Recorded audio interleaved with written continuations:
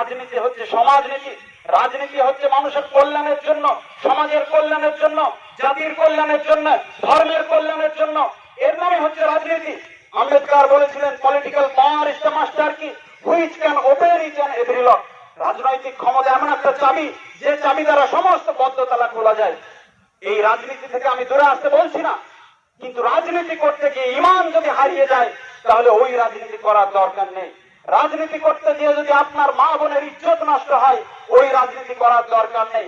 রাজনীতি করতে গিয়ে যদি ছোট ছোট কচি কচি বাচ্চারা যদি তারা মদে লিপ্ত হয়, মদের দিকে ধাপিত হয়, রং খেলার দিকে ধাপিত হয়, গান বাজনার দিকে ধাপিত হয়, সমাজ যদি কলুষিত হয়, শিক্ষা দীক্ষা থেকে দূরে সরে যায়, সমাজ যদি মূর্খে পরিপূর্ণ হয়ে যায়, তাহলে এই রাজনীতি আমি পছন্দ করি না।